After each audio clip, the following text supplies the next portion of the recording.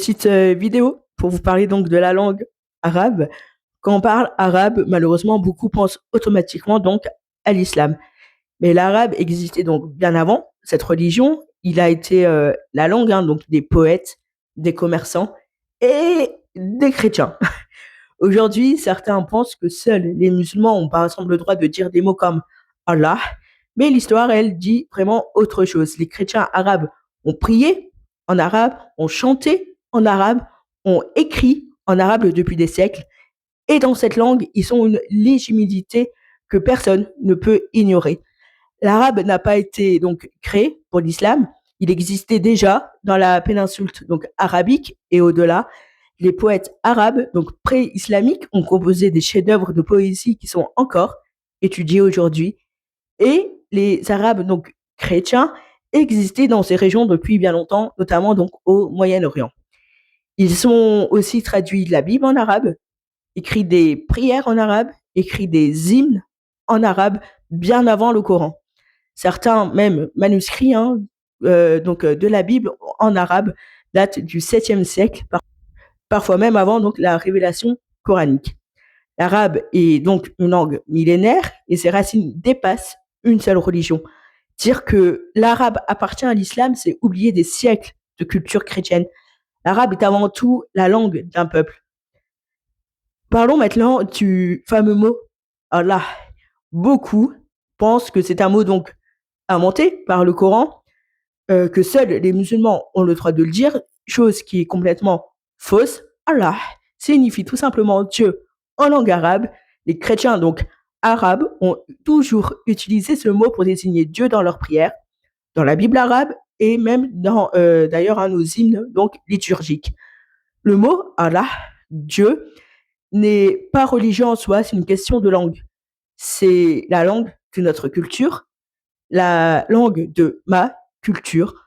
Donc, dire Allah n'est pas un privilège d'une religion, c'est parler tout simplement arabe. Aujourd'hui, certains convertis donc à l'islam et d'autres donc non arabes apprennent la langue pour lire le Coran ou même encore pour prier. Ok, mais attention, il y a une nuance. Pour eux, l'arabe est une langue donc religieuse adoptée. Pour un arabe chrétien, l'arabe est tout simplement sa langue maternelle. Il a grandi avec l'arabe, il a prié en arabe, il a chanté en arabe, il a écrit en arabe. Son usage donc de Allah, d'autres mots religieux, donc en langue arabe du coup, est culturel et historique, pas seulement donc religieux. Plusieurs hymnes donc chrétiens en arabe peut être chanté depuis plus de 1300 ans et contient déjà donc le mot Allah. Et ça, c'est de la légitimité. Et cette légitimité est vraiment historique, qu'on le veuille ou pas. Hein, l'arabe est une langue multiculturelle et plurireligieuse. Chrétiens, musulmans et même arabes pré-islamiques ont tout contribué à son histoire. La littérature arabe chrétienne est extrêmement riche. Poésie, prière, écrit, théologique. Ces textes ont façonné la culture et la pensée du Moyen-Orient. L'arabe n'est donc, encore une fois, pas une langue religieuse. L'arabe est une magnifique langue, une langue d'histoire, de mémoire, de civilisation. Alors, pourquoi donc certains pensent que l'arabe appartient donc à l'islam? Parce que le Coran est en arabe. Parce que l'islam a utilisé l'arabe comme langue sacrée. Mais l'arabe, encore une fois, existait bien avant. Il continue d'ailleurs d'exister dans d'autres traditions chrétiennes. Je pense par exemple donc à ma propre donc communauté, donc les maronites, les melkites, etc. Beaucoup de musulmans donc convertis pensent que parler arabe ou dire Allah est un privilège donc religieux, c'est compréhensible, mais c'est une erreur donc historique. L'arabe, encore une fois, n'appartient à aucune religion. L'arabe appartient à l'histoire et à la culture. Les convertis encore à l'islam et les arabophones non chrétiens peuvent, bien sûr, apprendre l'arabe et l'utiliser pour leur foi, mais ils doivent reconnaître l'histoire. Ils doivent, en gros, être intelligents.